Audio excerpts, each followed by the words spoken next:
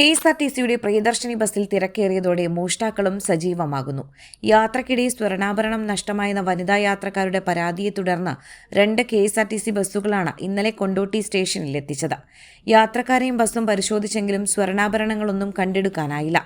കോഴിക്കോട്ട് നിന്ന് പാലക്കാട്ടേക്കുള്ള ഒരു KSRTC വൈകിട്ട് 4:30യോടെയും പാലക്കാട്ട് നിന്ന് കോഴിക്കോട്ടേക്കുള്ള മറ്റൊരു KSRTC വൈകിട്ട് 6:30യോടെയും കൊണ്ടോട്ടി സ്റ്റേഷനിലെത്തി.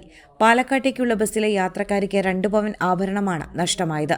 പെരിന്തൽമണ്ണയിൽ നിന്ന് കോഴിക്കോട്ടേക്ക് പോവുകയായിരുന്ന ബസ്സിൽ മക്കരപ്പറമ്പിൽ നിന്ന് കയറിയ മൊറയൂർ സ്വദേശിക്ക് നഷ്ടമായത് 3 പവൻ താലിമാല. മാലയുടെ ലോക്കറ്റ് ബസ്സിൽ നിന്ന് കിട്ടിയെങ്കിലും മാല ലഭിച്ചില്ല. ആദ്യമെത്തിയ ബസ്സിലെ യാത്രക്കാരെ പരിശോധിച്ചു കഴിഞ്ഞപ്പോഴേക്കും രണ്ടാമത്തെ ബസ്സുമെത്തി. ആഭരണം മോഷ്ടിച്ചവർ വഴിയിൽ ഇറങ്ങിയിരിക്കാമെന്നാണ് കരുതുന്നത്. പ്രിയദർശിനി ബസ്സുകളിൽ നല്ല തിരക്കാണിപ്പോൾ. ബസ്സിനുള്ളിൽ ക്യാമറയോ മറ്റോ ഇല്ല. മാത്രമല്ല, സ്വർണത്തിന് വിലയും കുതിച്ചുയർന്നു. ഈ സാധ്യതകളെല്ലാം കണക്കിലെടുത്താണ് മോഷ്ടാക്കൾ എത്തുന്നത്. യാത്രയിൽ സ്വർണ്ണാഭരണങ്ങൾ ഒഴിവാക്കുകയും യാത്രക്കാർ ജാഗ്രത പാലിക്കുകയും വേണമെന്ന നിർദ്ദേശമാണ് പോലീസിന് നൽകാനുള്ളത്. News desk എയർ1.